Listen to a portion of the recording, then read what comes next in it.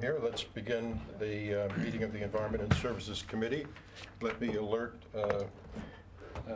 any late arrivals that we are now testing the voice-activated speaker system in the interest of providing better audio to the folks who are watching us deliberate via the internet. As I understand it, all you need to do is address your microphone and it'll activate, and you've been forewarned as to what happens if you have side conversations. So with that... Testing. Brian, would you like to test it, Brian, with a little prayer to get us going? Would you like to get us started? Morena koutou. Tēnei te whakamoe me te kia koe, mo tēnei huihinga o mata.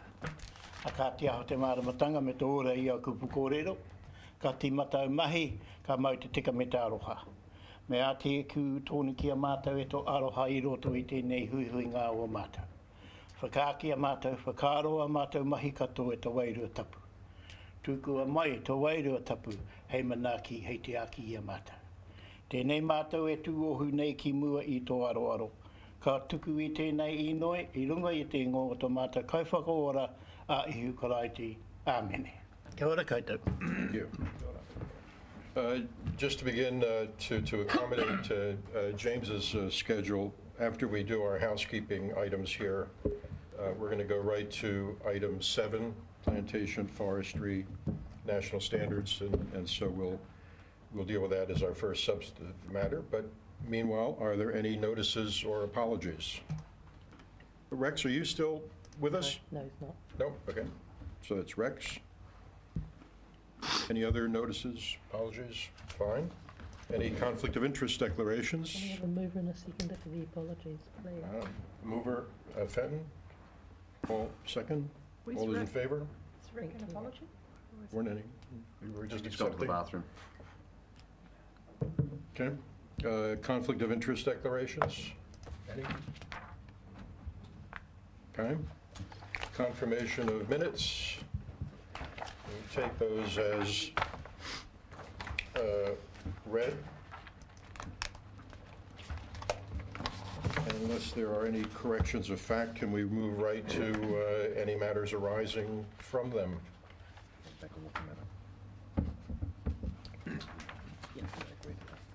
Hearing none, would someone like to move adopting the minutes? Fenton, a seconder, please.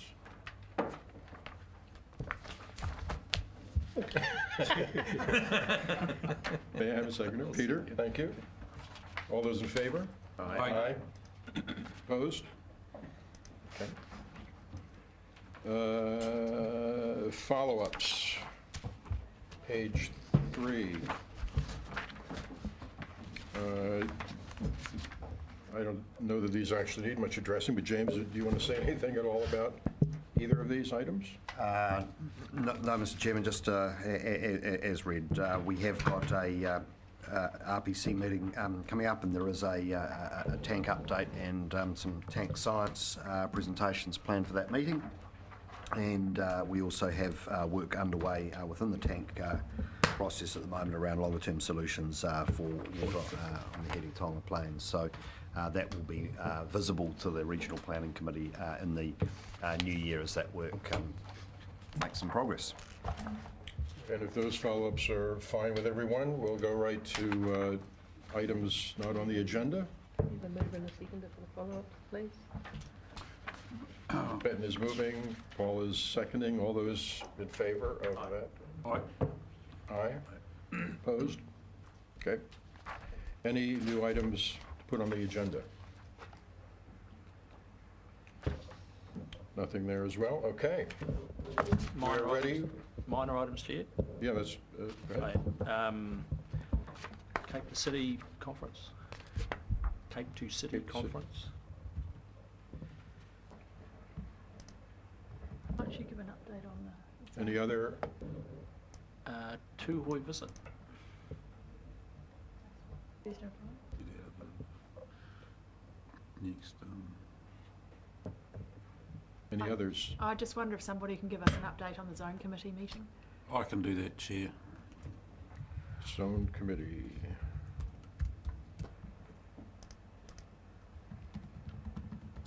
Any others? All right. On to item number 7, new standards we need to meet.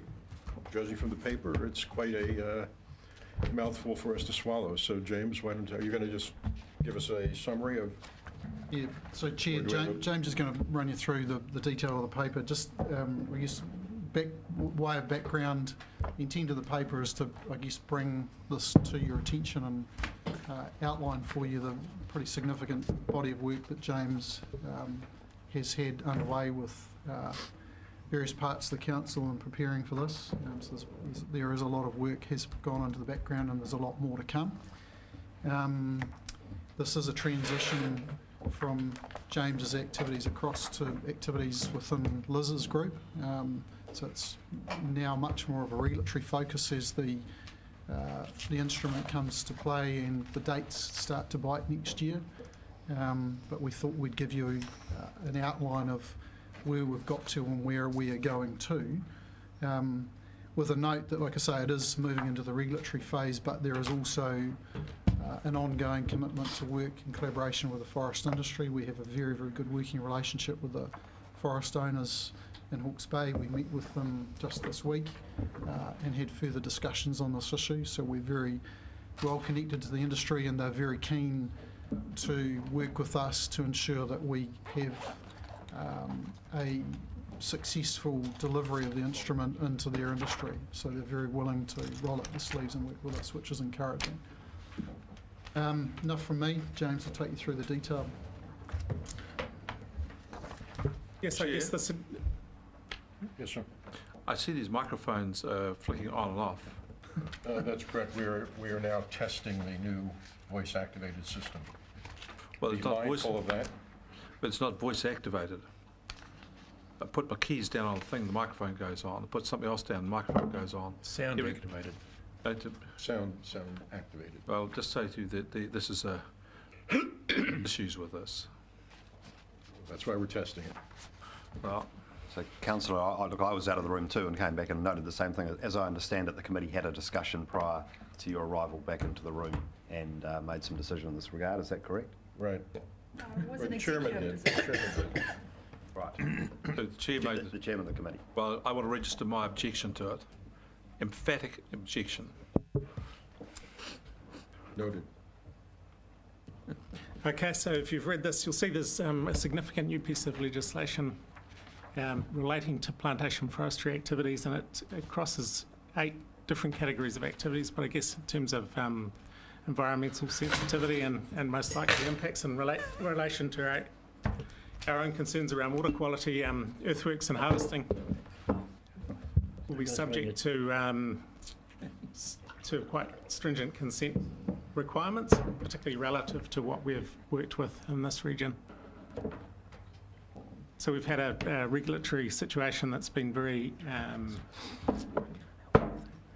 low key in terms of consenting. There's been very little consents required across harvesting and earthworks activity. Be You've got apologising passive to resistance James. going on down there. Not you, James. I'll just keep going. Excuse me, we have a resistant councillor in our midst.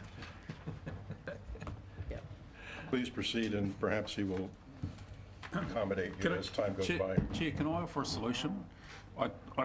In some respects, I think you're quite right in saying that the testing the new microphone system is perhaps a really good purpose.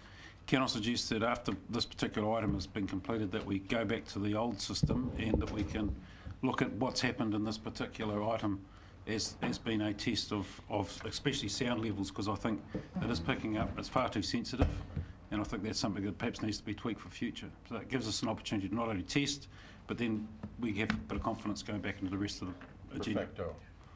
Yeah, Chair, I think it needs to be given long enough to find out whether people who are listening to this being streamed are picking up all of this extraneous sound, like cups being put down, etc., and it might actually be quite bad.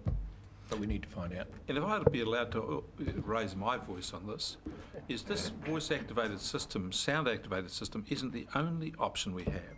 And I would have thought we should have had a discussion as councillors before we came to what system we chose, instead of having one imposed upon us.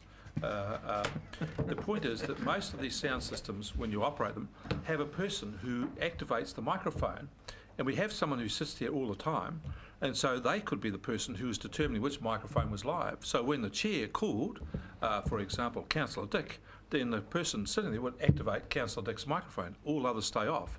So that would ensure that the microphones were live and got what you wanted, without having all this other extraneous noise interrupting and getting the microphones running backwards and forwards. Why don't we keep going and do some business? Yes, exactly. Please.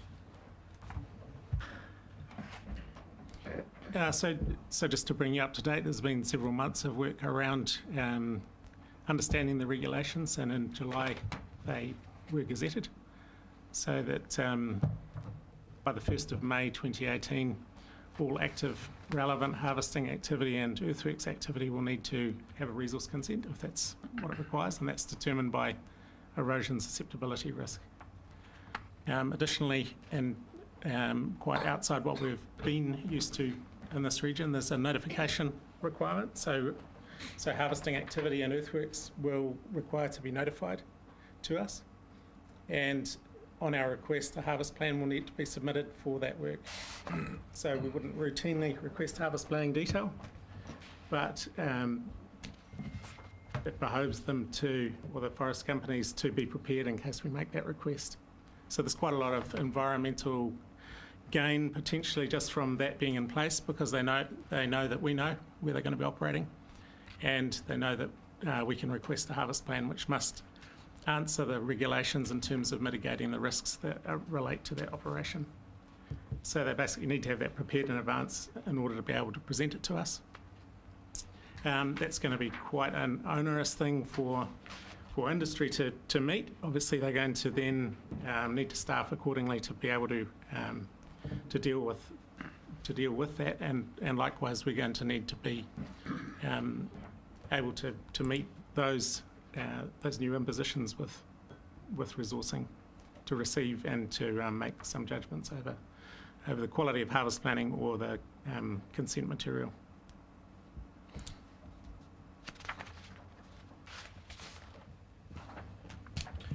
Mr. Chairman, could I just perhaps just jump in at this point and make an observation,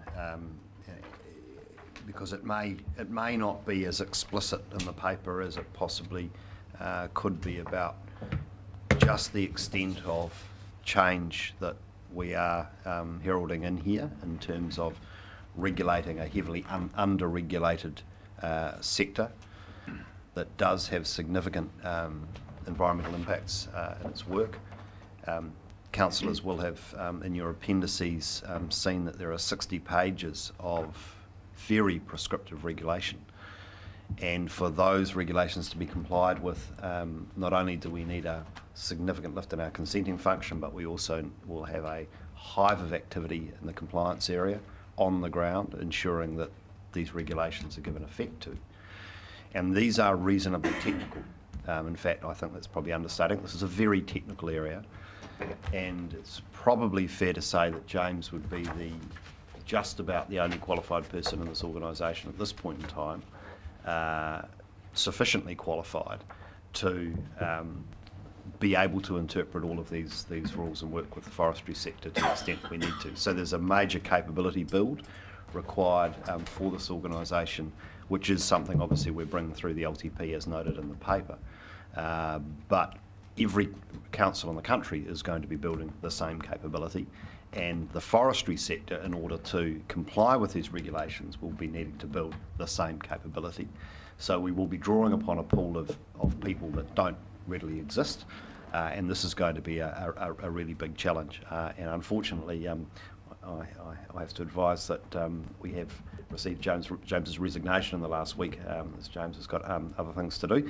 So we're going backward another step as an organisation. So I just wanted to flag that this will be an area of continuing focus for this committee, for the council. It poses a range of risks to us, and we will need to be working very, very hard to meet the expectations with limited resources and with the limited capability and capacity in the marketplace.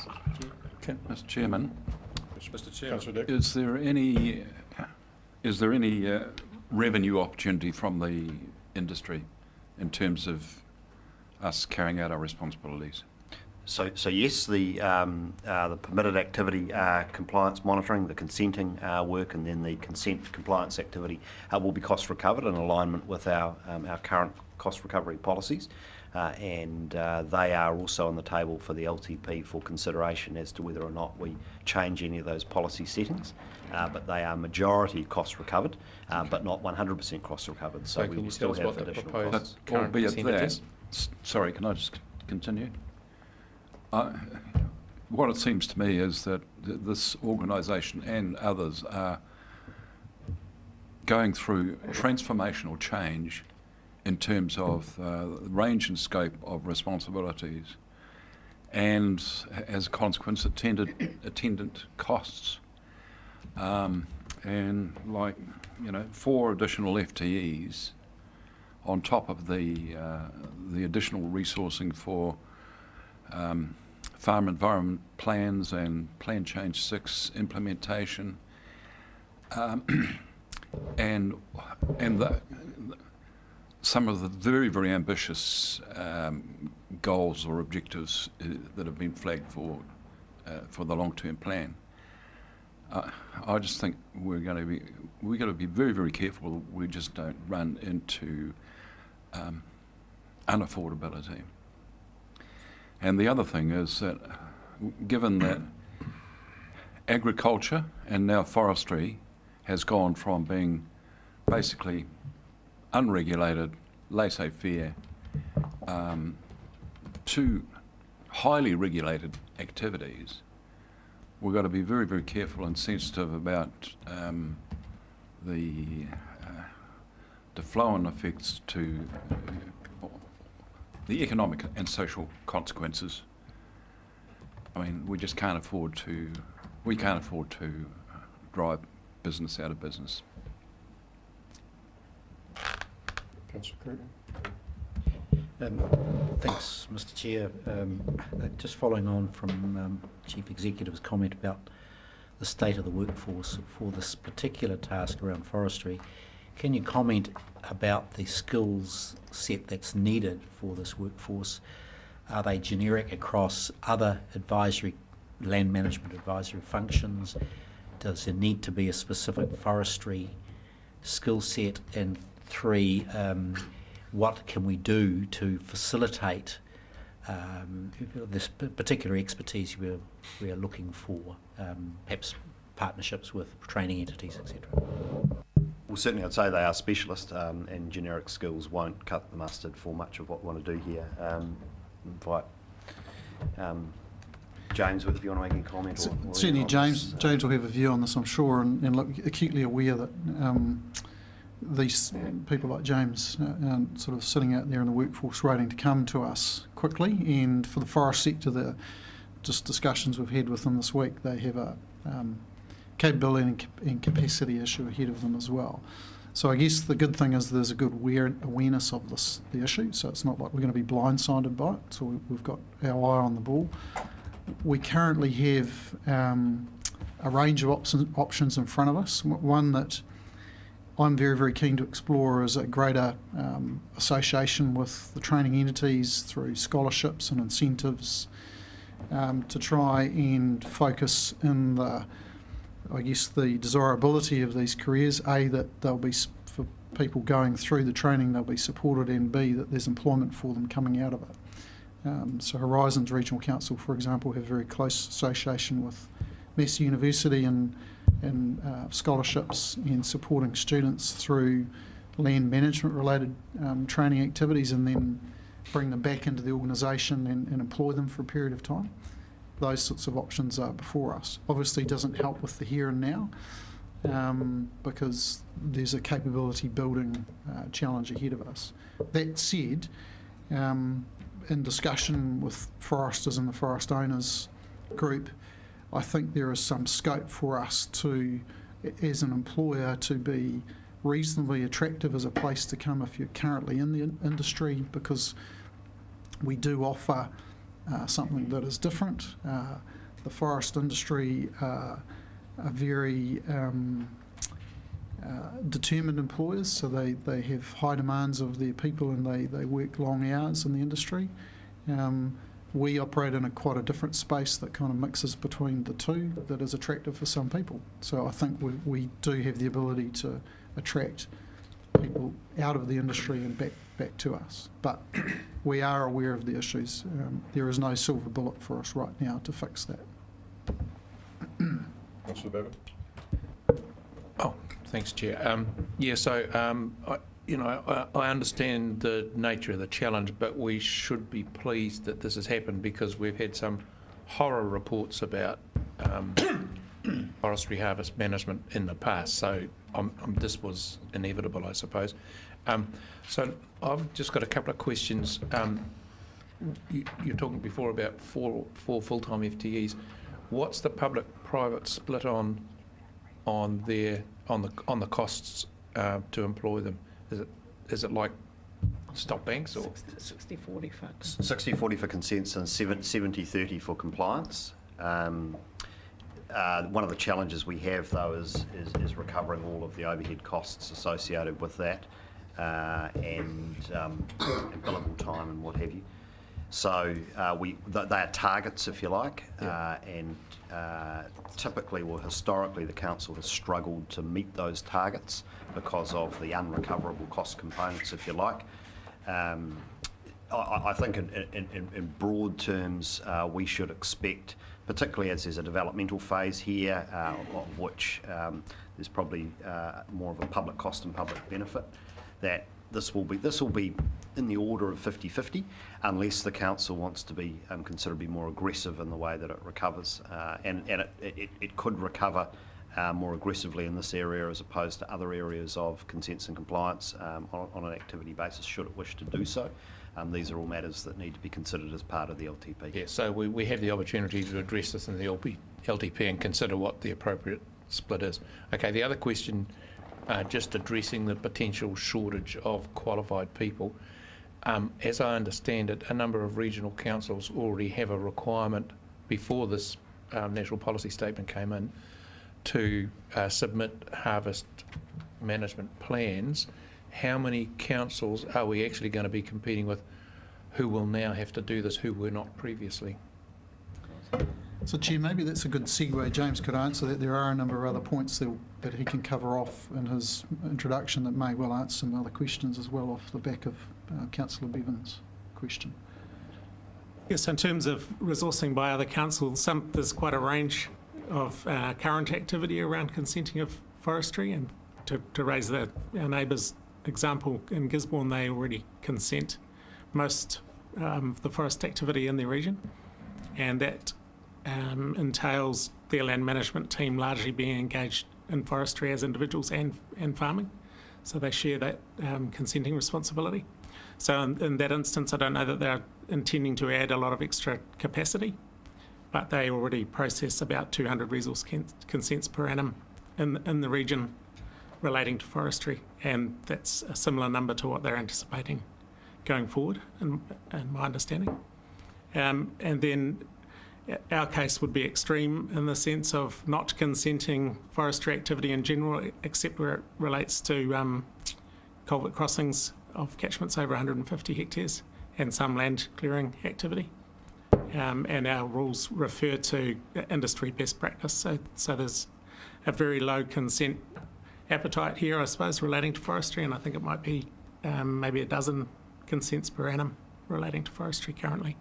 So the stretch for us in terms of resourcing is likely to be bigger than for other councils, but I couldn't answer what that total requirement for forestry professionals is going to be. So can you just round out the picture a bit, and what's the situation in some of the other regional councils? You've only mentioned Gisborne and us. Yeah, so Gisborne would be at one extreme and we'd be at the other, and then in the middle there's quite a range in terms of their current consenting activity. So yeah, I wouldn't like to hazard what would apply to that scale. So I'm understanding you to say there'd be 1,000 roughly consents triggered by this? No, so in terms of the consent numbers that would relate to this region, it's very difficult to put a figure on that because there's a question of approach that comes with it. So in Gisborne, there's individual consenting for roading activity and harvesting, and sometimes those things are bundled. So on a particular property, there'll be a consent for roading and harvesting. And so there'll be a decision ahead around consenting that will determine how global we go with issuing consents, whether we rank according to risk and then would entertain a longer consent period over a larger forest area potentially. So perhaps a 5 or 10 year consent for a single forest or a single forest grower, down to the need to meet the need to consent individual properties that may have quite small volumes of forest on them. So in the case of Gisborne, they're signalling around 200 consents per annum under the regime that they currently follow. But yeah, so in terms of having spoken to the large forestry companies here, because they don't know what our approach to global consenting is going to be, they're signalling maybe 12 to 50 consents depending on what our approach is per company. So something in that range of some dozens to some hundreds depending on what our approach is. Councillor Bailey. Thank you, Chair.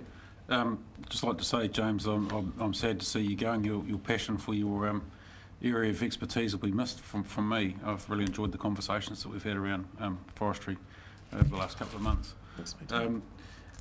My question is, I think the introduction of the National Policy Statement for Forestry Management is long overdue, and I really appreciate the work that you've gone into preparing this paper and understanding what's going on there. My question, I suppose, is do you think it will achieve what we think that it needs to achieve? Are there any holes in it, or is it going to? Because the whole thing to me was intended about environmental outcomes, and especially around sedimentation. So is it going to be able to achieve that for us, do you think? Yeah, I think it's likely to be a successful piece of legislation, and I guess the caveats come with the way that it's applied, and so we are currently awaiting guidance material from MPI. We're awaiting other information that will support our own constructive approach to that. So MPI have produced, with quite a lot of consultation, a set of regulations that have been tested and explored amongst industry and amongst council people. They've had a special interest working group working on that, and I think we've arrived at something that there's a reasonable consensus about it being a good document. But the execution is the big part. Yep. And so it's following through with all of the necessary capacity building and training and development of process, so that we meet the environmental requirements, obviously, that are the primary thing, but also that we meet the second major goal of the NES, which is around standardisation and removing duplication. So we had a situation where there were some tens of councils across New Zealand, each with their own slant on how forestry rules should be applied and what the rules indeed individually are. So now we have a standard set of regulations, but we also have an opportunity to arrive at a standard or a reasonably standardised approach. So the way that processes are built now and templates are shared and mapping is received, the more standardisation we can arrive at with that, the more there will be a gain in efficiency across the industry and how they deal with their environmental activity. The more complex that end is, the more demand will be on a very limited pool of forest engineering and planning staff. And what we want is those people using their experience on the hill to avoid environmental drama and not distracted into a high appetite for administrivia or administration.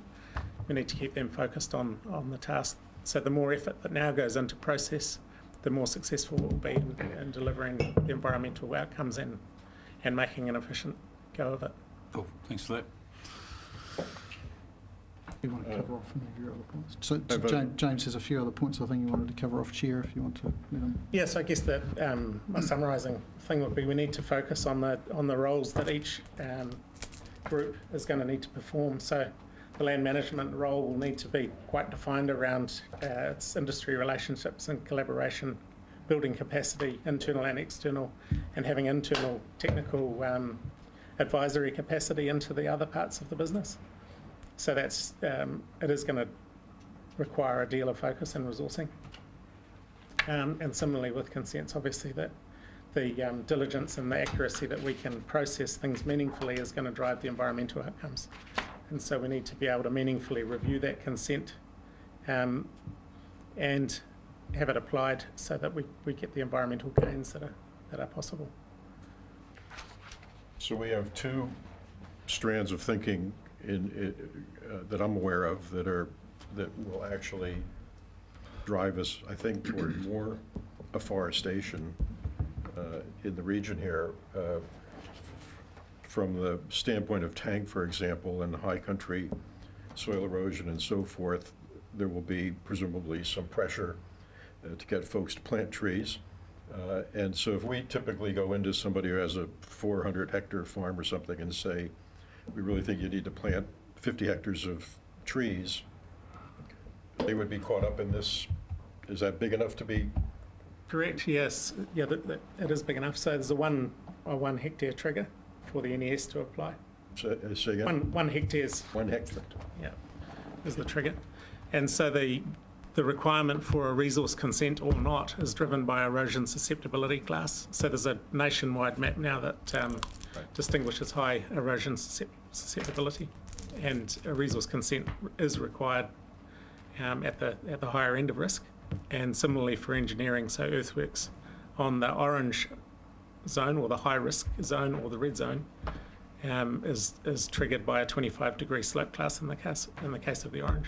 So and if we own or choose to be in the forestry business, then our plantings, our forests would also, do we come to ourselves for a consent? What Sure. happens? Yeah, we require a resource consent for our own activities where it's triggered. Okay. Councillor Hewitt. James, question for you. What's the comms plan to be communicating this new NES with the wider community? Good question. I don't believe we have one. We have focused at this point in time very heavily on the sector itself, with which there's been really good communication. MPI has been doing some, but I suspect that this one has gone below the radar somewhat for the wider community. I think there's an opportunity with our long-term plan, and indeed, as I was discussing this with the chairman of the council late last week, he remarked that he would like us to prepare some talking points to warm up the LTP conversation with the community around a greater degree of regulatory activity by the council across a range of fronts that's going to require funding. So, which is a conversation I had with the communications manager earlier in the week. So we're starting to give some thought to the LTP comms plan, and I think this probably sits in that space, so the community can see all the dots joining really around a common theme of greater focus on environmental protection and a greater focus on regulation, and with that a cost, if you like, rather than this being a standalone issue. Chair, if I could just add to that, because it is a really good question. We've had very strong engagement with the forest sector. One of the biggest challenges that we have potentially in this space is the woodlot owners, so the small farm forestry operators who will be caught by the rule because a hectare isn't very big. So it is an area of focus. So by and large, the big operators are at the table engaged, completely aware of this. There will be a number of farmers who will potentially be caught by this, who may be unaware of it. That said, typically the bigger operators are in doing the harvest for those lots anyway. But comms is certainly an area that probably we haven't really had a lot of focus on at the moment. Two things. This is a really good, I have 250 words whenever I want it. There's a really good example of where, I mean, I don't want to be writing it, but I should be used to do that. So will the FEMP providers be covering that off when they're doing the farm environmental plans? Just as their business as usual? Yes, good question. I would imagine, I'm not sure whether they're going to go into regulatory detail of the NES, but the forest harvest cycles would be part of the farm plan. But yes, look, happy to take you up on your offer to use your 250 words and write a story about this. And look, take the point, we'll go back and reflect on the comms element. Is there anything else you want to say? You're at the table, if not? I'd probably just expand on the communications. So MPI are producing guidance material, and that we can link through our website, through our forestry page to that. So that if inquiry comes to our forestry page around NES, then it will lead them in that direction. We also have very close engagement with Farm Forestry Association through Warwick Hesketh, and he's written into the newsletter a précis of the NES, and he can follow that up as things become clearer around our process as well. So there is good engagement into the chunkier parts of the small forest owner population as well. Councillor Curtin. Well, I will ask then, just in terms of the dollars, I'm not seeing, have you got the resource implications are quite marked. It looks as though you're accommodating it in the current baseline to do that. I'm intrigued to see that that's a possibility given the extent of the resource needed. Is there a further paper with the dollar implications on it? Look, I'm happy to start answering that from a regulation point of view. What was said in the paper in terms of the current resourcing is that we believe that for the rest of this financial year, for a number of circumstantial reasons, we can cover what's needed to basically work with the forestry group to develop a template to provide guidance to them on what we would need and to start processing initial resource consents. But moving forward from that, there'll be a significantly larger number of resource consents as well as a complete part of the compliance monitoring section devoted to this. We've included those figures in draft LTP papers that have gone to you at workshops already around the additional staff requirements. But not specifically for this area. Oh, sorry. So no. Yeah, No, so bundled in, this was cited as one of the two main drivers for the 7 FTE proposal for consents and compliance, the other being the MPSFM implementation, including farm plans. So we've been very mindful that this is essentially the other side of the big driver there. I have to say, I was just been reviewing the numbers this morning. I've still got a question mark against 7 FTEs. I'm actually nervous that it's too light, to tell you the truth, particularly across the MPSFM space. But that's something that we'll have to monitor over the next few years. If you could indulge me, Mr. Chair, could we have just even a one-pager when this comes back to council, just with some of those figures on there to really identify the implications financially for that? And a second, while I'm at it, a second one, I wonder whether we could have a little summary of the workforce issues that you're facing and potential solutions to that, because I am interested if we've got partnerships, for example, with EIT around training or any other training provider locally to meet the need, how we're going to address that critical factor in this. That's fine, Councillor. And just, no, I had a conversation with Chris Collins from EIT day before yesterday on Monday regarding this very issue and collaboration around forest sector training. So it's very much on our radar, but we'll bring that forward for the next council meeting. Councillor Babin. I'm happy to move the recommendations, Chair. Seconder. Councillor Bailey.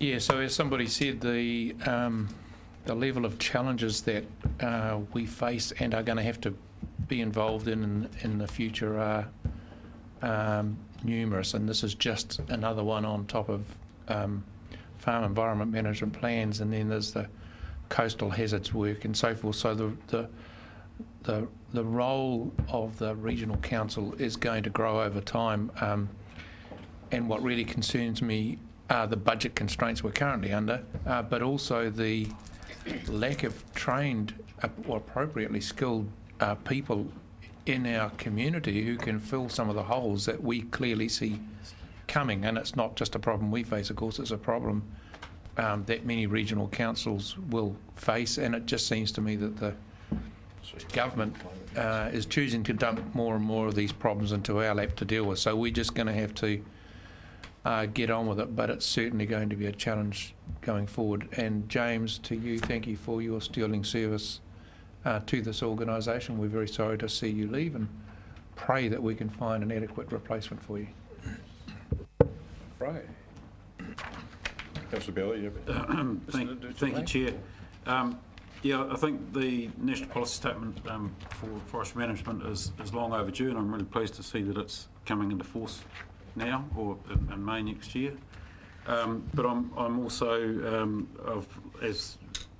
like Councillor Bevan, this whole issue of having qualified staff or qualified people enough in the industry, you know, we're hearing this over and over again about the way that the market is failing to provide the resources necessary for any sort of industry to move into the look to the future in a recognizant manner around environmental issues, and that's a real concern. It's a failure of the market to be able to provide those people, and I just wanted to acknowledge that. anyone else wish to speak or comment? Now I'll put the motion as presented in the paper, with the understanding that we'll get a bit of a financial preview when it comes back to us. So all those in favor? Aye. Opposed? Adopted? All right. We're going to go to the climate change agenda item 8. We have Sean Weaver with us, who will be presenting his paper on this, and James, or So, somebody? yeah, Chair, I'll make some introductory remarks, and welcome Dr. Weaver to Hawke's Bay. Dr. Weaver spoke to the committee back in July, I think it was, soon after we had commissioned him to do this piece of work for us. Its genesis sits, as your paper notes, within the current long-term plan.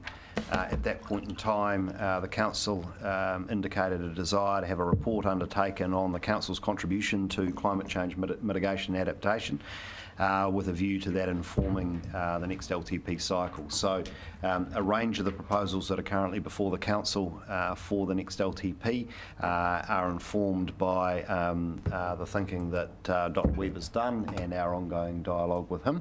That's a work in progress, of course, as we continue to refine those proposals and work those through with council. So Dr. Weaver is at the point now of having finalised his report. I think a very final version was circulated this morning, and so we're now at the stage of listening to his recommendations and incorporating that into our thinking going forward. So nothing more from me other than to ask Dr. Weaver to present an overview of his findings. Okay, welcome. Go for it. Thank you very much, and thanks for having me back after a couple of months. I think last time I was here, I was invited to unplug and unleash and unhinge myself and do an ambitious plan, and if you needed to clip my wings, then you would. So I've done that. I've gone away and done a bit of thinking, and brought together a number of different potential ways of especially financing climate resilience. So the first part of the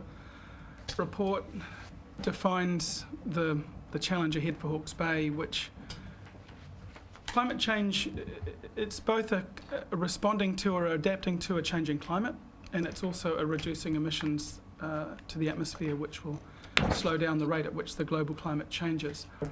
But from a regional point of view, the biggest issue really is resilience to a changing climate, partly because the responsibility for mitigating emissions is central government's responsibility rather than local government responsibility, but there are things that local government and regions can do to reduce emissions.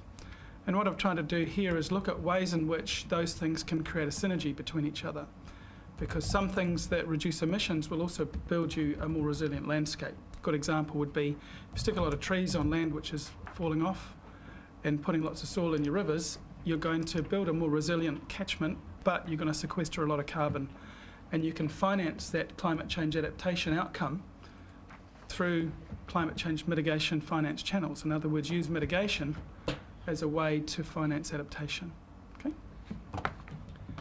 So defining the structure of the study that I've put together is to basically look at the regional problem of climate change and the kind of response measures that need to be planned for. Look into a performance measurement process and how, if you've got a serious challenge that you really want to have a target to meet, then it's good to set a target and then set performance measures so that you can achieve that target, rather than just throw some money at something or throw some other resource at something and hope for the best. So if you want to set a target, it's good to embed your process with performance measurement. So I talk about that in the report, but I'm not going to elaborate on that much here, but I can do if people want me to. We did a stock take of Hawke's Bay Regional Council activities on climate change that it's done so far. Climate change hasn't had its own sort of label or heading in the council, but many things have happened over the years that amount to a range of climate change adaptation, resilience, and also climate change mitigation actions. So bringing those together under the umbrella of climate change enables the council and the community to understand, well, actually quite a lot's been done already, and that will continue. But then we'll look at potential solutions to some of the gaps in what is currently being done and some of the threats looking forward, and how the council might prepare itself and the community might prepare itself for to build those solutions. Some of them need some near-term action, some of them can be deployed through time, but we explore what some of those might be. The short story of the problem, as I signalled in my last presentation, and as probably is clear to people here anyway, the long-range forecast is a warmer climate, a drier climate, a stormier climate with rising sea levels. And, you know, while a warmer climate might be pleasant, it's not really the weather that we're talking about, it's the extreme weather events and their intensity when they arrive. So if you're used to being if you're a lightweight boxer and you go into the ring and you fight other lightweight boxers, that's fine. But if suddenly someone puts a heavyweight in the ring with you, you get your head smacked in. And that's kind of what happens to a region when the intensity of storm events goes north. You still get the same number of storm events, but they pack a bigger punch and they smack your economy harder and they cost you a lot. So it's worth looking at a strategic forecast for how you'd respond to those future, building your muscles so you can fight against a heavyweight, basically. This is also true for sea level rise. You know, Hawke's Bay is one of the most exposed areas in the country for low-lying communities that are right on the firing line for not just a gently rising ocean, but it's the storm surges that come during the more intense storm events when the average sea level is a bit higher than it was in the past. And even a sea level rise, going up at 3 millimetres a year, I think, globally. And you may get, 10 centimetres, 20 centimetres sea level rise in the coming decades. So that's average sea level. And whilst the force of water is not much when it just gets deeper in the bath, if that bath is also a storm and got all the waves in it, it has a very powerful sideways force, and it's going to smash into your coastlines and tear away a lot of coastal property. And that includes coastal communities that have got insured values that are reasonably non-trivial that are under threat. And the community needs to plan for how it manages that future threat to that property, that private property, but also the infrastructure on the coastline that, again, is expensive. It's about being prudent in your investments. We did a stock take through a staff survey of Hawke's Bay Regional Council of what actions it's done so far in, as I've said, not always under the banner of climate change, but which actually are climate change actions. So the areas that we looked at were facilities management, air quality, transport, sustainable farming, research and monitoring, reforestation, biodiversity and biosecurity, flood and coastal protection and water management. As you can tell, many of these are core functions of council. So in a way, the council's already been doing and is a climate change resilience entity anyway. A lot of effort in the environmental protection world and investment has to happen to make sure nothing happens. So it's a bit of a problem, imagine not having a fire service. You know, a fire service is an example of an investment to make sure nothing happens, to make sure the calamity doesn't happen, or a defence, defence spending. There's a range of types of spending that we need to do to reduce our exposure to future risk. And climate change is a classic example of the need to do a whole lot of stuff to make sure that basically life goes on and people walk out in the street here in 20, 30 years' time without there being a regional economy that's buggered from having to take hit after hit from more intense droughts that really seriously impacts on the ability of the region to grow its economy. And so this is one of the less exciting parts of climate policy and planning, is the effort that goes into making sure nothing bad happens. Some of that effort is in facilities management, and here's an example of some climate change relevant actions the council has done. It upgraded its boiler system, and it's got a more energy efficient building here, and as a result of that, the carbon footprint of the council for its electricity and gas went down by 60% between 2014 and 2017. So this is an example of an investment in energy efficiency that has a co-benefit for the atmosphere, because you are emitting a lot less carbon dioxide in your atmosphere and your carbon footprint has gone down. You've had to spend a bit of money, but you've got greater efficiency and you've got a better building and you've got a better staff environment. A range of different things have happened in facilities management, but I just wanted to give you that as a highlight. Air quality, the council's doing a lot in air quality and air quality monitoring. The science team are doing a lot of great work there. And a program to cause change in air quality that is an excellent program is the Heat Smart program. I really liked the Heat Smart program, partly because it was clever in the way it financed its actions. It was using a combination of public sector money and private sector money to deliver an outcome at least cost, to enable the community to have better insulation and to move away from more polluting home heating. But the model, the financing model in Heat Smart can be recycled and incorporated into some other things, which I recommend in the report, which I'll talk about later. But I wanted to mention Heat Smart just now as something that it's doing well. In the transport sector, there's the bus service that you have, there's the cycle and transport planning that you're doing, and there's movement towards an electric car first policy for vehicle procurement. You can't always get electric vehicles for the kind of vehicle you need. If you're needing an off-road vehicle, there's not electric vehicles available, but in future they will be, and there are electric vehicles available for the kind of commuter type vehicles that you have in your fleet. And the council providing leadership in that space is also modelling to other public sector and private sector entities how you can use the natural cycle of infrastructure renewal to move to the most efficient infrastructure at that time. And in fact, globally, that's really what we're being asked to do, is to harvest the low-hanging fruit in carbon emission reductions by moving to the most efficient system when it's the natural time to upgrade that system. So in a household example, if you're going to buy a new fridge, then buy the most energy efficient one. That's essentially what we're talking about here. And if we do that across the economy, our emissions go down significantly, because we're grabbing technology that's available off the shelf and we're using it when otherwise we would be using less efficient technologies.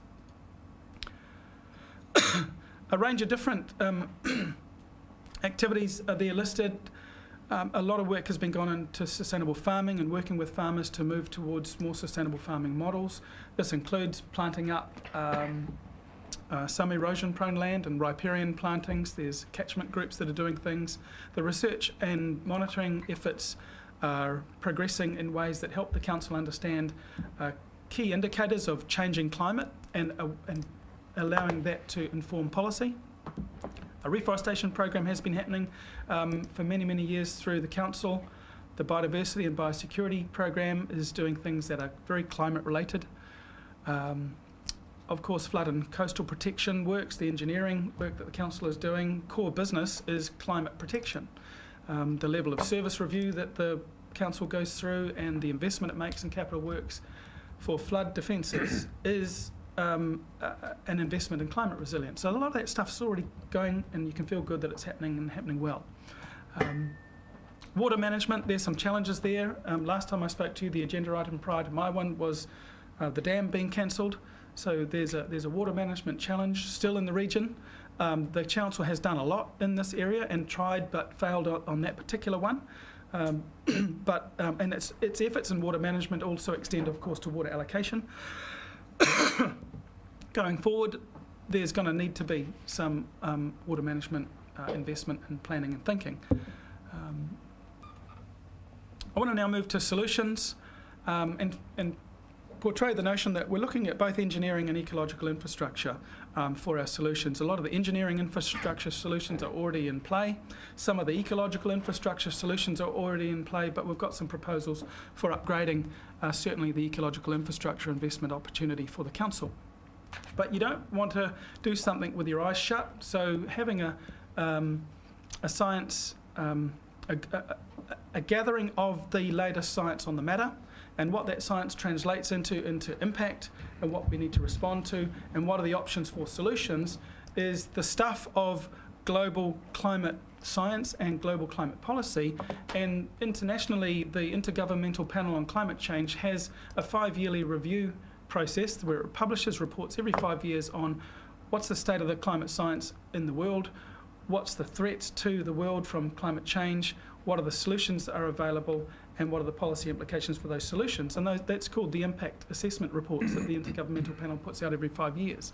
I'm suggesting that Hawke's Bay could do the same at a regional scale, and I've mocked up what the front cover of the first one might look like, because you've already got the data for this. It just needs to be collated for perhaps the first one, which could be deployed in 2018.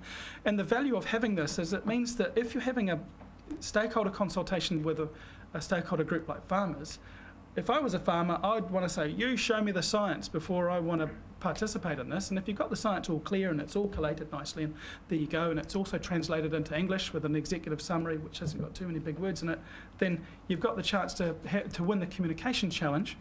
So pulling it together into a climate resilience assessment, I think, would be a good idea, and a valuable part of the overall process.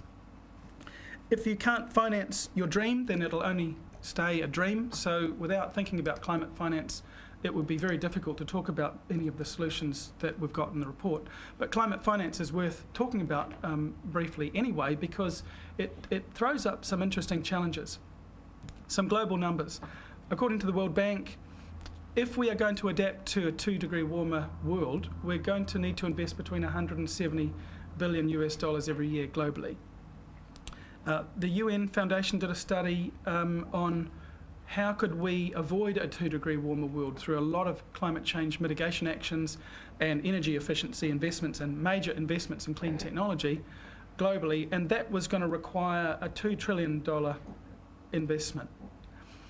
In this study, looking at just one project, if you're going to reforest your erosion-prone lands, you're going to have to spend, somebody's going to have to spend more than $100 million. So when you look at the scale of finance needed to fix the problem, basically it's too big for the public purse.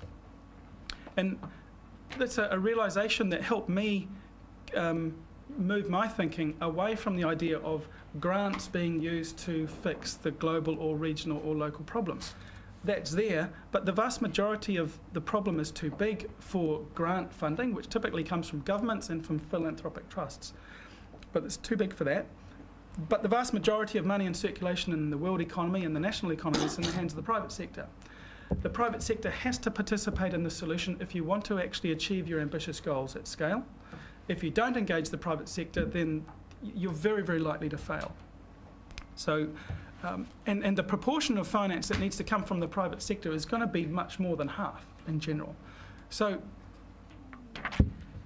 this is where performance-based finance comes in, because if I was a private sector entity, which I am, and someone said, could you please write me a cheque for something, I'd say, well, I want to get some value for money, and I do want to get what I pay for. In traditional environmental finance, I've got wine bottles up there. Imagine I'm a winery and I want to sell you all wine. And I say, okay, could you please invest in my winery, and in 3 years I'll give you 100 cases of wine. So you give me all the money, and I go away and build the system that will build the production system, and then I come back in 3 years, and instead of 100 crates of wine, I give you 70. And you said, I paid for 100. And I said, yeah, I'm sorry, there's a bit of risk involved and a bit of uncertainty, but we got there. And you still said, but I paid for 100 and you only gave me 70. Because this is what happens in grant funding most of the time. Anyone who sits on grant funding boards knows that the report that comes back from the people that you funded always has a clause in there for why they didn't deliver on everything they promised.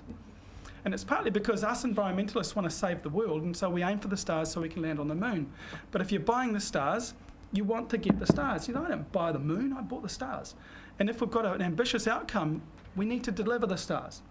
And so the performance-based financing model turns environmental financing on its head, and it turns it into the type of financing that wineries use, which is to say, I want you to finance my wine production, and the way I'm going to do that is I'm going to produce a product which I'm going to put on a shelf, and invite you just to buy them off the shelf, as many as you like. So whenever you go into the supermarket or the wine shop next and you buy some wine, you're making an investment in wine production. And the way that the winery finances that, of course, is it takes out some risk and takes on some investment so that it can deliver you a product that you can buy off the shelf. And when you're holding that bottle of wine, there's no risk of non-delivery. You've got it. There's not 70% of a bottle of wine, it's 100% of a bottle of wine. And you're only paying for that one bottle.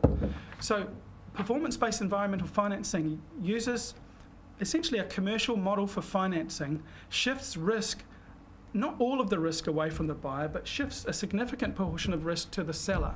Because in traditional forms of environmental financing, the seller takes on no risk, apart from reputational risk, because if you don't deliver on that grant, then you'll never get one again. But you still got the money and you ran off to Noosa for a holiday, or whatever you spent it on that was inefficient. So turning environmental financing on its head and producing measured, reported and verified environmental outcomes, and inviting somebody to buy those outcomes off the shelf. An example, carbon credits. You can go now and buy carbon credits in the carbon market, and they represent a measured, reported and verified carbon benefit to the atmosphere that you can buy off the shelf, and there's no risk of non-delivery. And that's not the only type of unit that you can deliver in environmental financing. Carbon is one example, and I've got a proposal embedded in here which would produce other types of units where you can buy outcomes off the shelf. This is structured somewhat like social impact bonds that you see in some public sector financing in other countries, and it's been explored a little bit in New Zealand. I won't go on much further, but just wanted to put in there performance-based financing, because if you do want to catch private sector money, you're going to have to design a net that's capable of catching it. So you need a performance-based system, and this enables you to develop market-based models for your financing. So I pulled together a range of different climate financing instruments into what I'm calling the climate resilience mechanism. And this would be some things that Hawke's Bay Council would do, some things that external partners would do, and some things that the council could do in partnership with other entities. Let's have a look at what they might look like. Some possibilities for those that would be operated by Hawke's Bay Council, Hawke's Bay Regional Council. Climate Smart, which is basically a scale-up version of Heat Smart, where you were to use the same financing model of Heat Smart, but use it to enable householders to get solar hot water and photovoltaic on their roof, as well as rainwater harvesting. So just use the same model, use the same financing model, and extend it to those things, because those things are going to help the region become more resilient to climate change. For example, if you want electric cars to become the new normal, there's a lot of people going to plug their cars in overnight on a grid which probably couldn't handle energy inefficiency plus a whole lot of electricity going into cars. So we're going to have to increase our energy efficiency in the coming decade to free up enough electrons so that we can charge up our electric cars. One way to do that, and most efficient way to do that, is to stop using electricity to heat water. Solar hot water, very smart, very sensible. The unit prices come down, and it's about getting over the adoption barrier, because it's already economic. We just got to nudge people across the line, and this is where a mechanism can help that. Hawke's Bay Water Exchange, proposing a cap and trade water allocation system in the rural water sector. If you want to drive water efficiency, a good way is to have a cap and trade system where you allocate a target for a catchment, you give allocations to the landowners, and then landowners can trade their allocations if they decide to be a more efficient farmer from a water point of view, which is exactly how the Kyoto Protocol worked from a climate carbon finance point of view as a cap and trade system. Like a cap and trade system for emissions in a building like this, I won't go into that metaphor, but imagine, no, I won't go there. But it's just a clever way of incentivising efficiencies on one side and reducing the cost of buying the outcome on the other. A cap and trade system would essentially enable some farmers to say, well, you know, I don't need to use all my water that I'm allocated, so what I'll do is I'll sell my spare allowances and I'll use that money to pay for water efficiencies on my farm so I get more and more independent. So, for example, the cost of building more on-farm water storage in the hills, which you can do, but you can't do it on the flats. So you set up a system where the people upstream can sell water allocation to people downstream, and you still maintain your cap, and then through time you can adjust your cap based on what the river can cope with and what the science team is telling the council that it can handle. How do you marry that up with the iwi worldview that nobody owns the water? That's not their worldview. That's the Crown's view, not their view. I mean, I'd invite a conversation. Yeah, that it's you're not selling the water; you're just selling the allocation. So you're selling the right to use it. Let's not get down into a. You know, I'm happy to debate this. I think it's a really good topic. But the fact is, cap and trade systems are clever, efficient, and they create a gain from trade on both sides of the ledger. And if I had a chance to share that with you, you might go, "Oh, it's quite a clever system. Maybe we should give it a whirl." And that's the thing; you don't have to deploy it across the board. You could always give it a whirl in one area and trial it. I mean, cap and trade systems are being trialled in central North Island for nutrients, for example. And the wheels haven't fallen off the taupo economy. So plantation forestry sector could potentially be designed, the council-owned plantation forest could be designed as a profit machine, so that it builds up its asset base through time and eventually builds up its profitability, so that in 2030 it can start to offload profits into climate resilient spending that's going to ramp up through time, just as an example. Things that might be operated by external partners. Climate enterprise. Social enterprise is a really good driver for making things happen. So you're harnessing the energy of the private sector and innovators and entrepreneurs. And in the report, I've outlined a number of different parts of an equation of climate enterprise. And one would be a climate enterprise startup fund. If you're that equivalent of an environmental winery, you still need your startup capital to make your first batch of wine so you can sell it and recover your costs. Yeah? So you still need that startup capital. You might not be able to go to the bank and get that capital because you've got no collateral. So having a fund to help at least get into a position where you can build your enterprise, your environmental enterprise, is a useful starting point. That enterprise could also go after climate enterprise loans, which would offer a low cost of capital loans to climate enterprises to cover the startup costs of a program it's operating. There's organisations around the country, one in particular called the Akina Foundation, which helps social enterprises get investment ready. It basically coaches them and it incubates them. And you could have a climate investment readiness program offered by an external partner, but where it's targeting enterprises here in Hawke's Bay. Climate collateral is where if I'm in a social enterprise and I'm going to produce units that I'm going to sell to somebody, and those units are coming out of Campbell's biodiversity campaign, and they're called climate resilience units, and they basically are a form of structured philanthropy. And you sell them perhaps to wineries who buy I'm looking after my rivers units off that project, but you still need to capitalise that project. You could afford a loan, but you can't collateralise it because you're not prepared to put your house up, but somebody might want to collateralise it. Council might be in the position to collateralise that loan and enable that to get moving.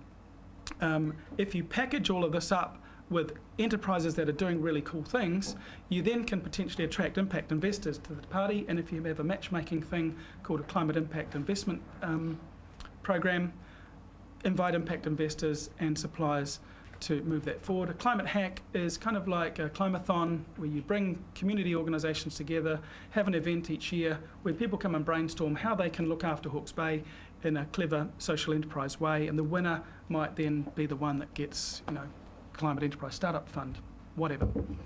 Okay.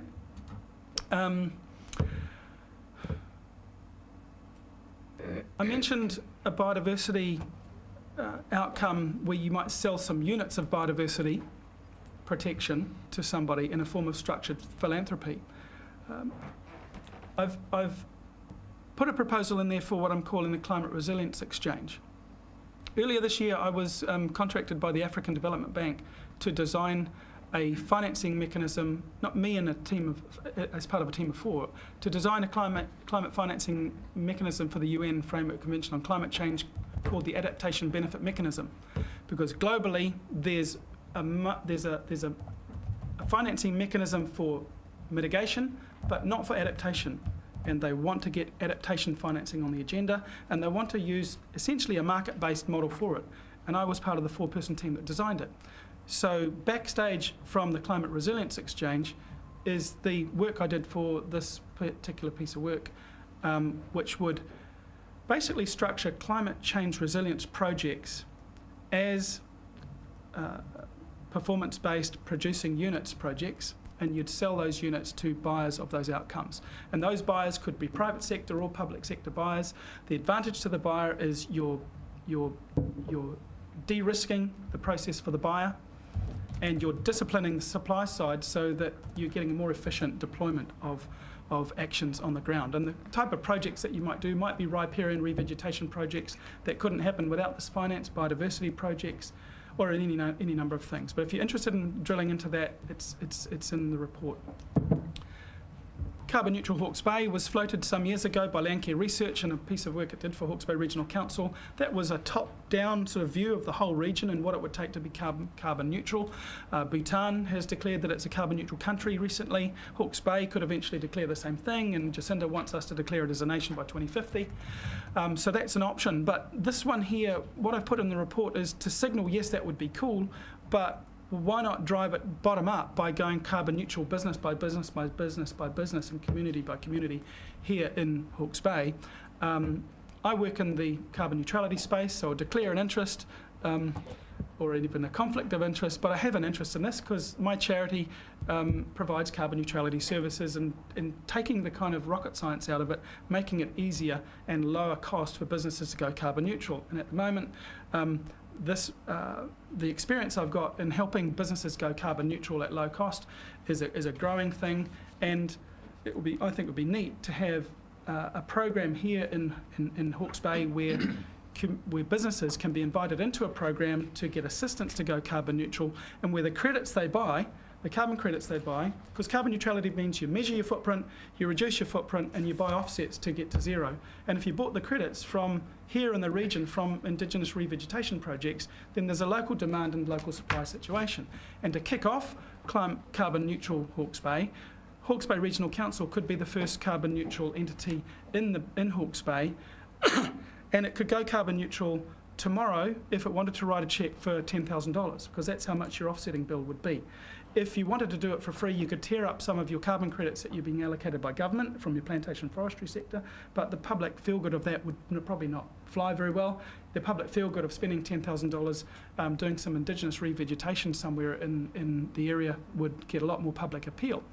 That would also mean that you could be the first carbon neutral council in the country. This is for Dalton Street operations, and next year you could look at Guppy Street and then gradually look at your contractors and put yourself on the map. You could also go carbon negative by paying $12,000 and offsetting more than your actual emissions. Things that offset more than they emit are often called trees. So you could turn the council into a tree, technically.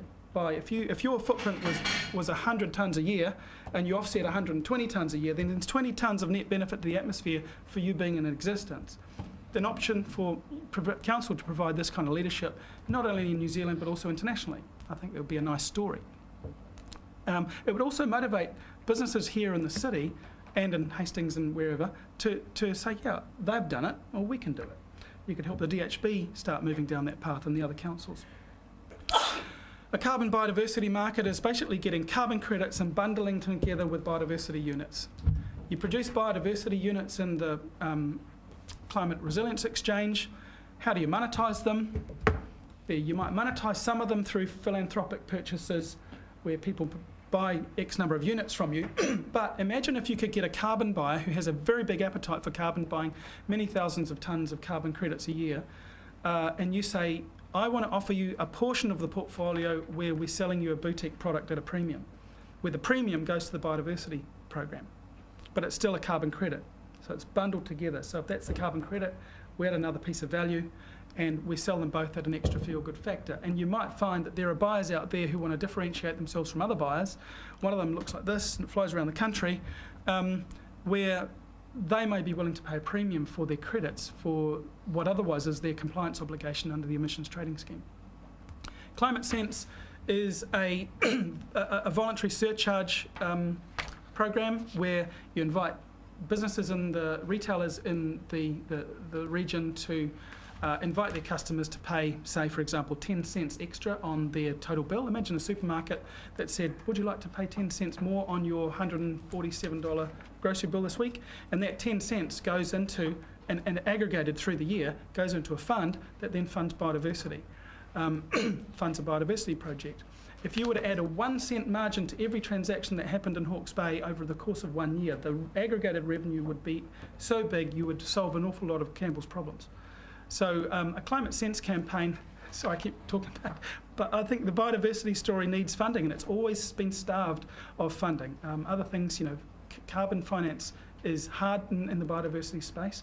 And it's not just a range of things, water quality and things like that can also benefit. So voluntary surcharge, and that can be linked through to the Climate Resilience Exchange. Now here's the elephant in the room, is the Indigenous Forest Carbon Program, the one that's the most capital hungry of all of the potential initiatives. This is something that could be operated by Hawke's Bay Regional Council. It would need to be, need to involve central government.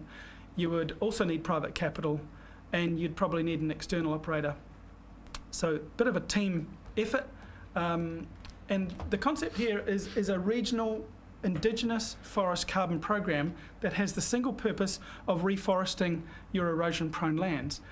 You aggregate it into a program to generate efficiencies of deployment on the supply side. Also, as an aggregation, you can turn around as a single point to a large buyer in the carbon market, in the compliance carbon market. Because if I'm a big carbon buyer and I want to buy 1 million tonnes a year, I don't want to have an enormous transaction cost of chasing after, you know, I don't know how many thousand farmers who've got 100 hectares each. You know, I don't want to do that. Whereas if somebody did that for me, then I'm going to sign up a long-term supply agreement. And when I've got that supply agreement, I can then go to the farmers and say, right, time to recruit yourself into the program. So this is the Indigenous Forest Carbon Program that's essentially designed to solve a 200,000 hectare problem, which is your erosion-prone lands around the region, and to get, essentially to turn the sediment tap off into the waterways. Essentially, we need to turn erosion-prone lands into things that are covered in forest. You won't stop all of your erosion. Big landslides are going to happen anyway. They've been happening for many, many thousands of years and probably longer. But medium and small ones are able to be slowed down and stopped when we cover the landscape in trees. And this is really what we're trying to achieve here. If you want a solution by 2030, if you're planting up 200,000 hectares of erosion-prone land by 2030, then this is what it looks like if you plant it all in Mānuka. Now, it doesn't look good. You need a net investment of 620 million, a gross, and this is net of revenues, gross investment of 700. It has an internal rate of return of 0%. It pays for itself, certainly after 2050. We modelled it out to 2040. And it has a net present value of minus 270 million. So this is a short story of saying Indigenous forest carbon can't solve your problem, because carbon credits, delivered under the emissions trading scheme for Indigenous forest are too low per hectare per year to enable you to design a net to catch carbon money sufficient to do the job. Okay? So that's the problem. That's one of the reasons why lots and lots and lots and lots of Indigenous carbon projects are not happening around the country. What if we did plant an Indigenous forest, but we planted it with and in conjunction with exotic hardwoods? So if you planted your hardwoods, a hardwood means a tree that's not a pine tree, basically. It's got a leaf, a wide leaf. Yeah. So eucalyptus or an oak, say, or an alder. If you planted those exotic hardwoods at the widest spacing that you are allowed to under the emissions trading scheme, there's lots of space in between to plant your manuka. So you're still planting your manuka and you're planting your exotic hardwoods, and with the exotic hardwoods you get 3 times the carbon revenues per hectare. But you're still planting an Indigenous forest, and if you never harvest those hardwoods, you're going to benefit from the carbon farming in those hardwoods, and those hardwoods are going to create a microclimate that's good for native forest regeneration anyway.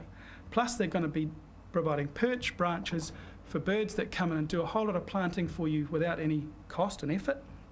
And you're essentially developing a nursery crop for Indigenous forests.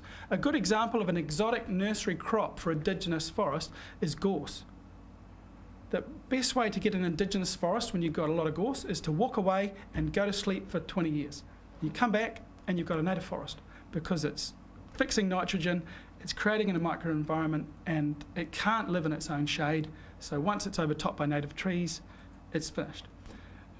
Just scale it up, and instead of it being gorse, call it, in some places, non-wilding eucalyptus or oaks or alders or whatever, and you're getting the carbon revenues that can make it work. So here's what it looks like.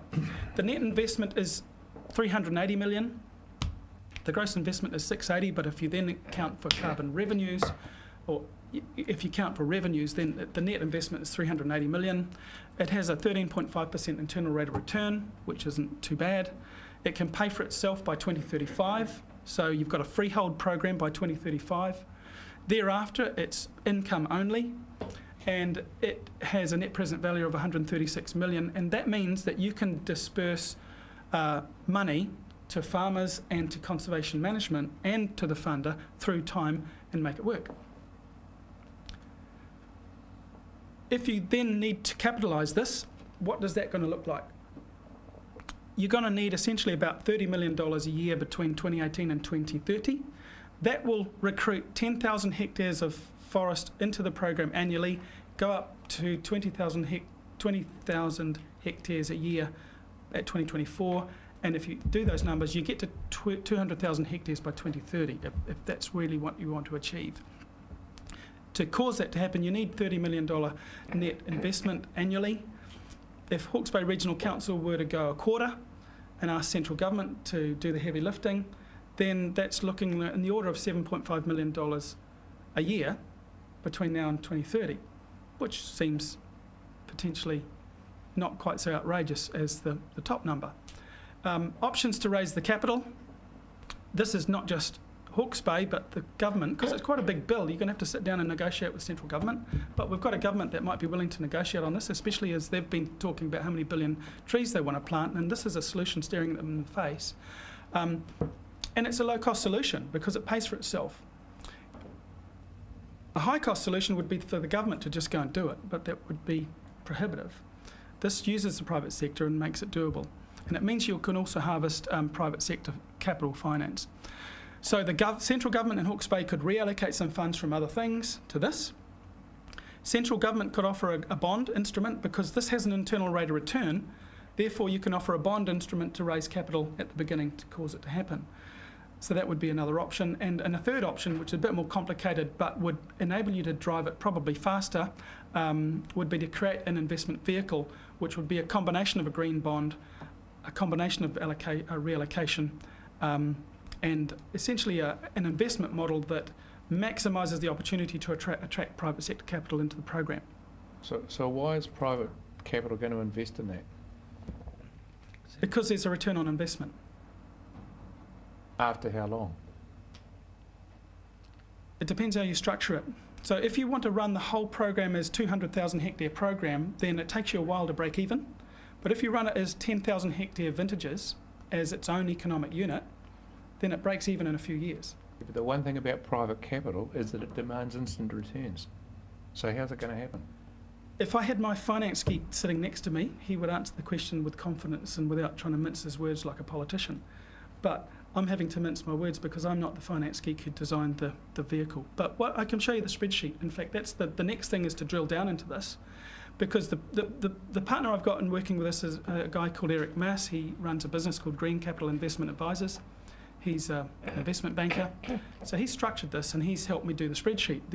James a week and a half ago said, John, could you get an investment plan? It's like, an investment plan for this scale is like a big job, and I don't want to lose my reputation in a hurry by giving you a back of the envelope and losing badly, because I would have lost badly had I not recruited a clever person to drive this investment model. So I want to give you confidence that I'm here confidently saying this because I'm confident with the analysis that's done, and let's look at it offline rather than me make it up as I go along and make a mistake here.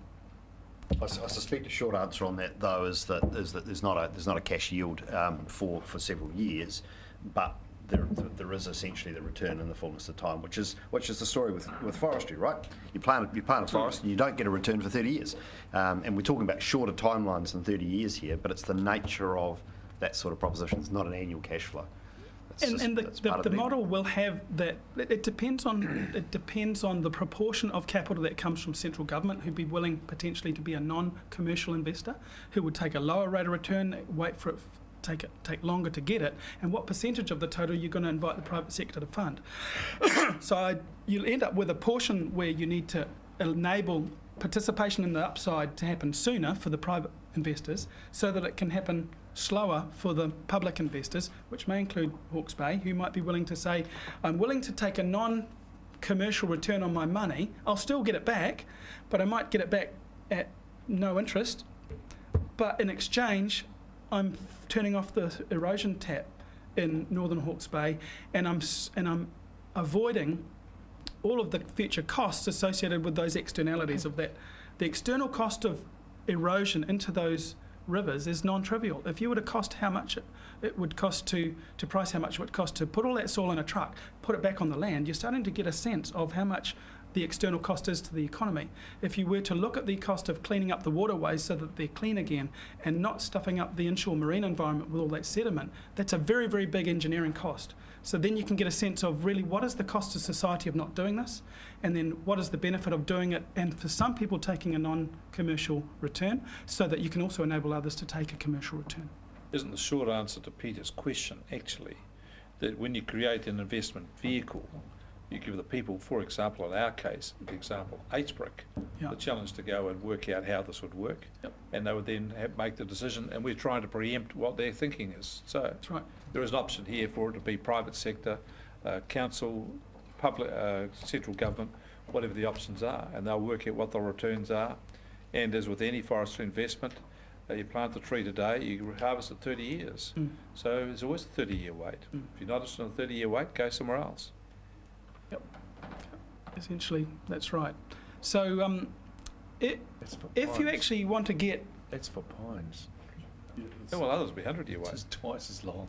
Well, it's actually not, because one of the benefits of carbon is that you start getting revenue stream from it within a couple of years. Your revenue streams kick in, like the whole thing pays for itself by 2034. Because of carbon credits. Carbon credits start kicking in year 3 and 4. That's right. They're just not enough to cover all of your year 3 and 4 costs. So the costs go like this, and the revenues like this, but then the revenues go like that, and thereafter, after 2034, you're off to the races. So the carbon revenue returns are participating in the system early on. Predicated on the carbon market working as people suppose it is. That's right. The sensitivity is the carbon price. And the fact is the carbon market has crashed before, could crash again. Could crash again. And it might even just obliterate and disappear. And that's where the model has embedded in it. The investment vehicle embeds in it central government taking on that risk. So having a price floor on the carbon price, because if you want investors to get involved, if you really want to make 200,000 hectares happen, you're going to have to get the money, And it's a national scale problem that we're trying to fix, so we would expect to be able to get some national scale support. Some of that support can be a price floor on the carbon, which means that central government takes that risk rather than the investor or Hawke's Bay. How do we reduce risk to the project itself as an overall project trying to deliver 200,000 hectares?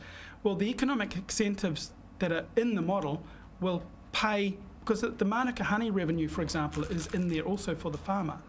The carbon revenues and the Mānuka honey revenues are in the model. That, on aggregate, creates a business case per hectare on the worst land that's better than the business case per hectare at the moment. So land value, for example, at the moment on land which is eroding and falling in the rivers is going to be lower per hectare than land value when it's under something more productive. But if you really want to recruit farmers voluntarily into this program, then I think it's going to be really useful also to wave a stick and to say, enjoy this incentive now, because in 10 years' time, we're going to make it more difficult for you to do pastoralism on that land because of the threat and the cost burden to our region in terms of loss of climate resilience. So if you want to move the bell curve, some people are going to move anyway, early movers. If this is the population of, say, farmers, and this is climate resilience practices, and this is at the low end and that's at the high end, some people at this end are going to move anyway. They're like the do-gooders, they don't need incentives, they'll get on with it. Some people will never move. A lot of people are like willing but not able, and it's these people we want to shift. And if we use an incentive, which is, oh, this economics per hectare looks good for my back paddocks, I'm going to do this. Plus, well, they're going to make it a non-permitted activity in 2030, so I might as well get into it now, then that will cause the recruitment rate into the program to go up and reduce investment risk to the people who are putting up the money.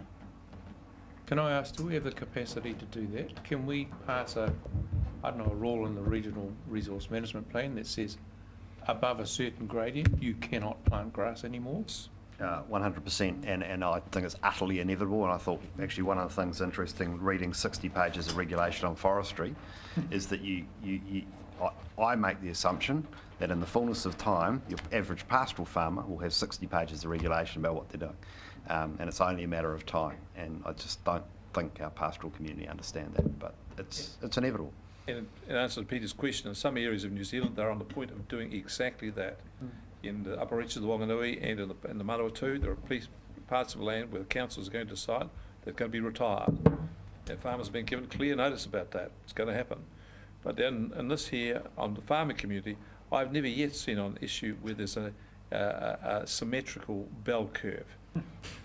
It's highly asymmetric. This is, my view, just not representative of how rural communities make decisions. Just a concept, you know. I'm just making a point. I don't agree with the concept. It's a chunk. Ready to wrap up? Yep, well, I'm done. Great. Thank you. Perhaps, sorry, Chair, could I just make one other comment in relation to the question from Councillor Bevan? Limit setting as required under the MPS takes us to regulating land use. Clearly, nitrogen's been the focus. At the moment, there's not a national bottom line on sediment, but there is work being undertaken on that. It's more difficult to design than nitrogen limits. But in all probability there will be national bottom lines, and in all probability a whole range of our catchments will fail, and therefore we will be required as a council to take regulatory action to ensure that those bottom lines are met, particularly in Northern Hawke's Bay, and then that will take us down a road of quite heavy regulation on farm. And one of the things that staff are keen to do is get ahead of that so that we have a range of incentives in place so that we're doing this with as much carrot as possible in the front end before the inevitable stick. Where are we going to, Chair? What's the... Any questions, comments? Just essentially a question of the Chief Executive. We've had this machine gun approach of ideas, which are fabulous. I really love the thinking behind it, but at some point we've got to start distilling, though, determining what is the thing for us. But it occurs to me that there's an enormous amount of thinking that needs to go behind, or 60, I think I counted 60 ideas that we've got in front of us. What's the expectation to distill some of this stuff in preparation, for example, of the long-term plan? How do we translate this thinking into something that's real for us? Okay, so you'll recognise some of what Sean has been talking about today in some of the proposals that have come forward.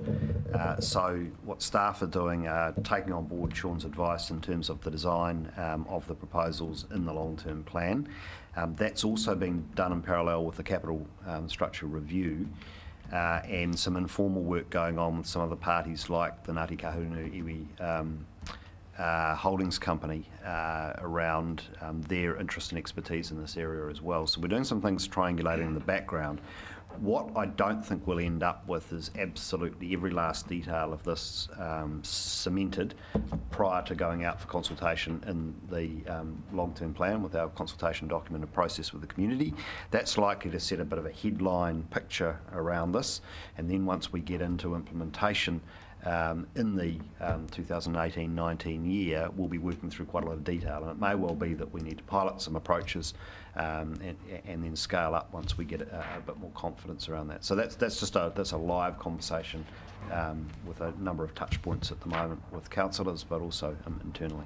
Are you anticipating tabling, if you like, the entire suite or umbrella of climate change in the long-term plan, of which there are many options, and that'll be distilled over time? Is that What I'm anticipating is that the long-term plan consultation document will have a climate change section, probably climate change resilience section, and in that it will describe the range of things that the council is doing, and you can think about our coastal hazards work and flood protection, our review, which was discussed I think last week in terms of the level of protection of floods, etc., etc. So a range of things that we're doing in the climate space. So that'll be part of a narrative, but then sitting in behind that will be these other programs, of which afforestation is clearly a high profile headline proposal at the moment with our LCP workshopping with councillors.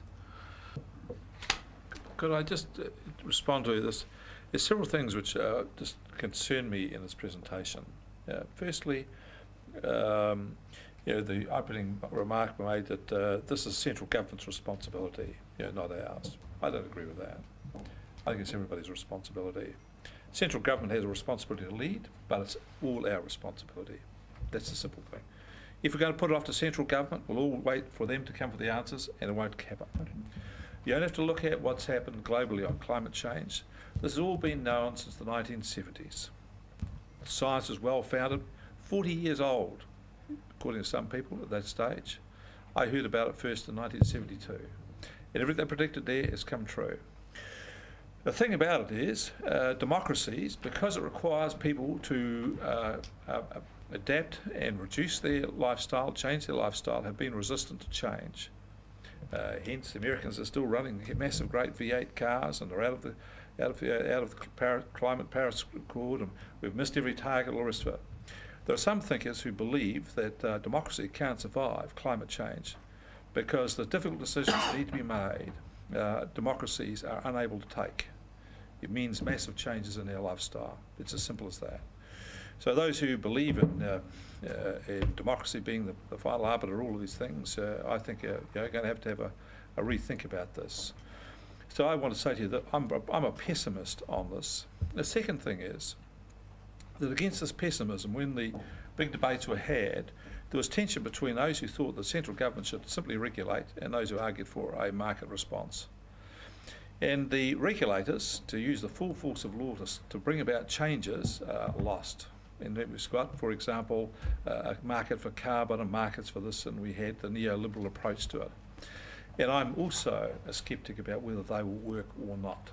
So that's where I sit on this. I don't think they will. Councillor, can I just make the observation that that one of the the lights of hope, I guess, on this issue here in Hawke's Bay is the confluence between our water quality issues and our climate resilience and carbon sequestration imperatives, such that we know from our surveying of the community that they are deeply concerned about water quality and they want us to do something about it. So there is a willingness to act there, and because of the confluence of this, we may make more progress than we have done historically. Which is getting to my next point, which is I think we are, because of who we are here, we have an opportunity to do things differently and to do things better. I do believe that. In some other communities, in some other areas, I don't think that is possible. But I do believe it's possible here. And so my thinking with this is I feel strongly that we are going to have to come up here with a different approach and a different model, and that we can lead communities to make significant changes, and we can push the market aspect of this to the side. I think Hawke's Bay is in the position where I think you could persuade the community that we should invest in these things and not think about an internal rate of return. That is, doing it the right thing is good enough for ours, and that's all we want. I think we should be looking for something which is quite different than the market-led model. That's my view. And I think we're also in the position where we could be easily persuaded to a much more regulatory approach. This is the right thing to do, and we will require it to be done. I think that's where so I just think before we start on these things, we need to have a bit of a philosophical discussion about who we are, what we are, and how we can approach this. And I think we'll come up with, at the end of that, at a different point than if we just accept the models that everybody else has run with. So, Councillor, that's very helpful feedback. Sorry, Chair, if I may, just because we are hoping the session can inform the further advice that staff bring forward in the LTP. I think the point that's being made is that the scale of the challenge is vast, and the cost of addressing it is considerable. And so I'll be frank that in our workshopping with councillors, staff are starting to get some very mixed signals. So we've had some strong signals about getting quite a lot done and making some big progress on some very difficult areas.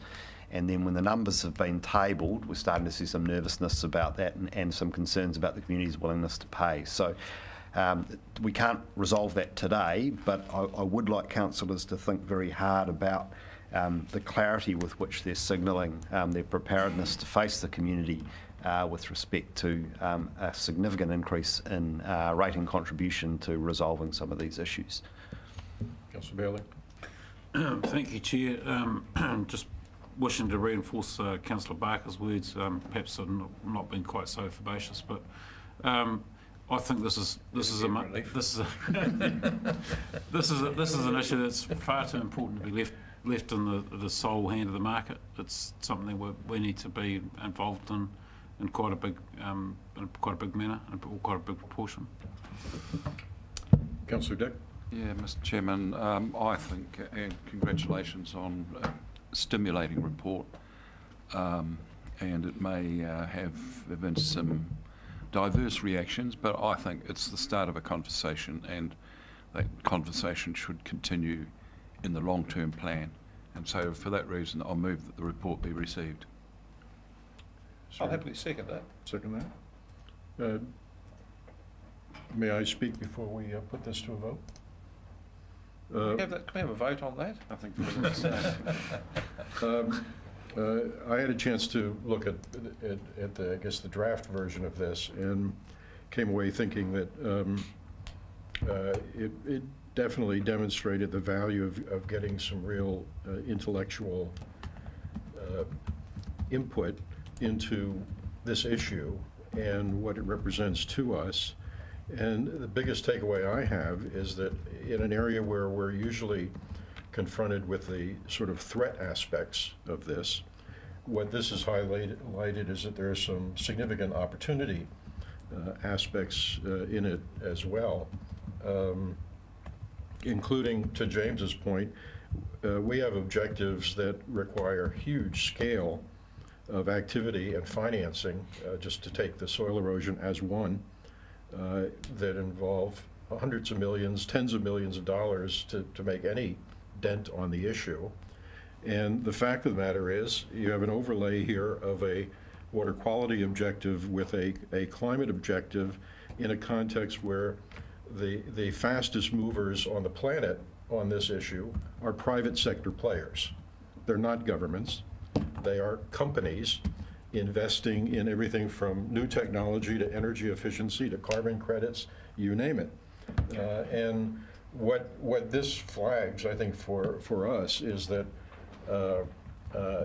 there are indeed formulations of this that would generate significant revenue over the long term to do the kinds of things that we are trying to step up to the plate and do in a more vigorous way. And so these are teased out a bit.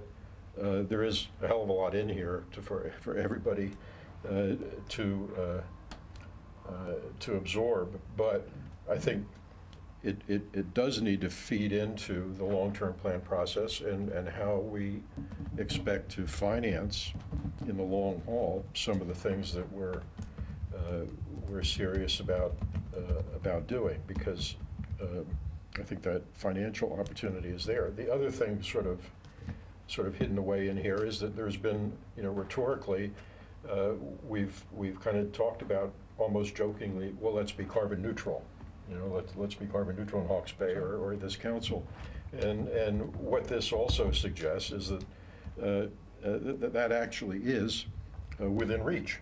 And it's not a very long reach, and it would add some aspirational benefit that would help support some other aspects of the endeavor that might be a bit more demanding, because everybody can be a part of achieving that goal. So, as Councilor Curtin said, there's like a machine gun of ideas that have been spat out here in this thing. Some prioritization will be needed, but I think the forest-related stuff is absolutely critical to our ability to fund what we want to take on here, however we get that packaged and figured out. But it's worth a hell of a lot of effort, I think, to figure it out. And so I hope we will make that one of our priorities from my standpoint.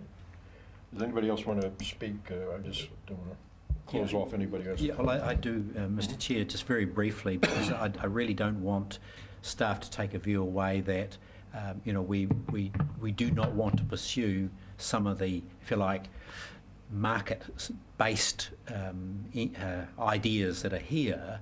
I just see market tools as just a tool that you put alongside a whole bunch of other ones, and some of these are quite exciting ones, I thought. And as the Chairman's just said, there are significant.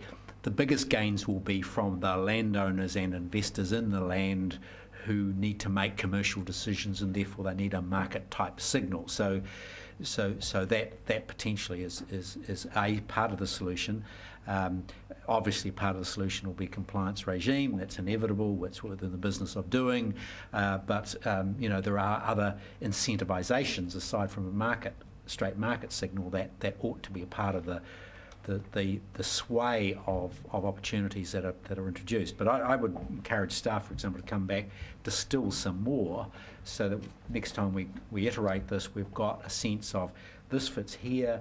These are some of the more definite options we've got to pursue. So I think there's a lot of work to be done in a short space of time to actually get it there, if we want to see it in the long-term plan. Other comments? I'll put the motion. All those in favour of receiving the report? Aye. Aye. Opposed? Thank you. We're due Thank you lunch for the break. report. It was really Thank good. you very I enjoyed much. reading it. All right.